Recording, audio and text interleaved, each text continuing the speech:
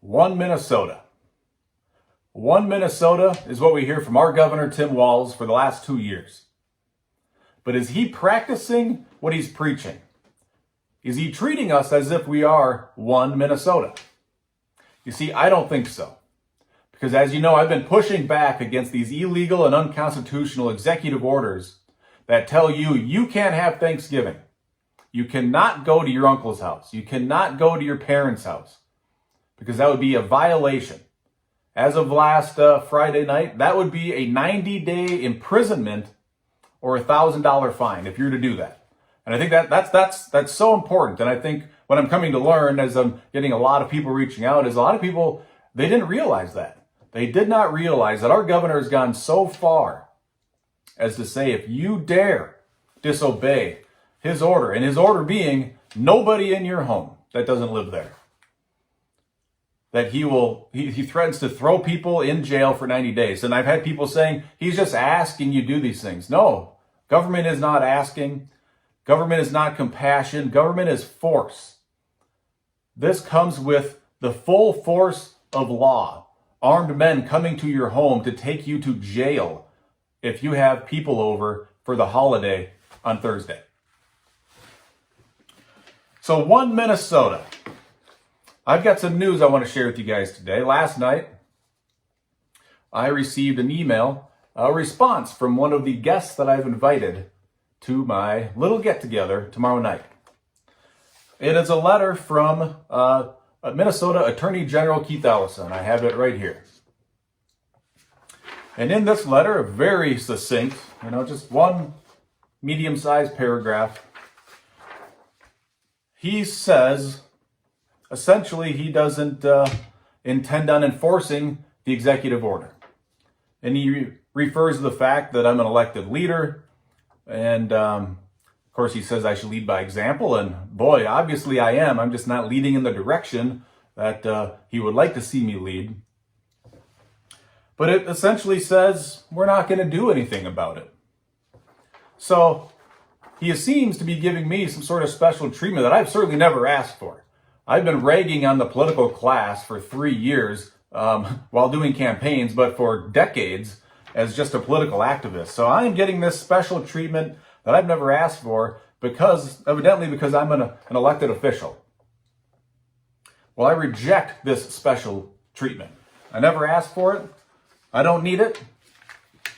And let's compare the letter that I received from the Attorney General when I threatened to break these ridiculous executive orders by simply having people in my backyard for a fire. But I can go to the casino down the road, I can go to Walmart, I can go to Home Depot amongst thousands of people.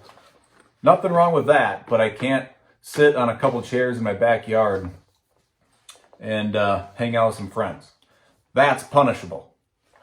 So let's compare that letter from Keith Ellison to me as an elected official to what they have sent a business owner down in Lind, Minnesota.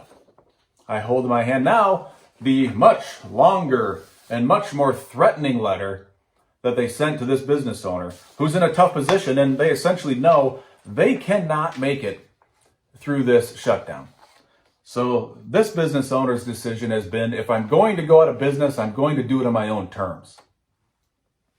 This letter to this private Minnesotan says there's a $25,000 fine for each occurrence.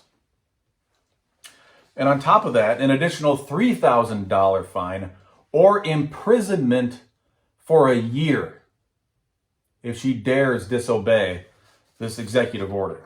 Now, I guarantee nobody cares about this business owner's customers and this business owner's employees and this business owner's family than the business owner herself. Very different treatment. So are we one Minnesota? This is so reminiscent of what happened this summer when 650,000 Minnesotans were forced out of work and tens of thousands of businesses were forcibly closed by these executive orders, again, under the penalty of law if they disobeyed. While that was happening, the Democrat-controlled legislature, the Democrat-controlled House, unfortunately the Republican-controlled Senate, and of course the governor, they passed a $500 million pay increase for state employees. State employees get a pay raise. The private sector gets decimated this summer. Now, I've got a letter here dated November 23rd to this business owner threatening a year in jail and tens of thousands of dollars in fines. And funny enough, on the exact same date, November 23rd, my letter saying we're not going to do anything about it. Two very different treatments, and I'm not asking for that special treatment. It's shameful that they have two different standards.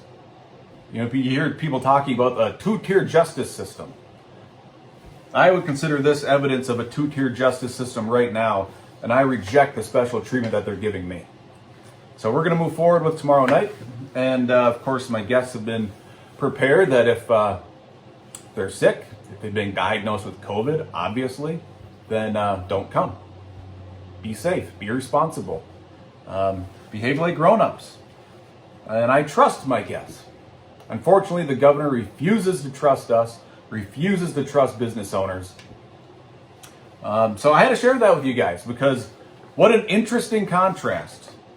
The treatment that I'm getting as an elected leader that I never asked for, I don't expect it, versus the treatment that this business owner in southern Minnesota is getting. So join me and stand up to Governor Walz. These executive orders are absurd on their face. You can go to Walmart, you can go to the casino, you can go to Home Depot, you can go to all these places amongst thousands of people, but you can't have your aunts, your uncles, your loved ones over for Thanksgiving on Thursday. I hope you join me in standing up to that because it is absolutely ridiculous. And I won't tolerate it, and I will help lead the way to put an end to the tyranny under Governor Walz. Thanks for watching. We'll see you guys out there.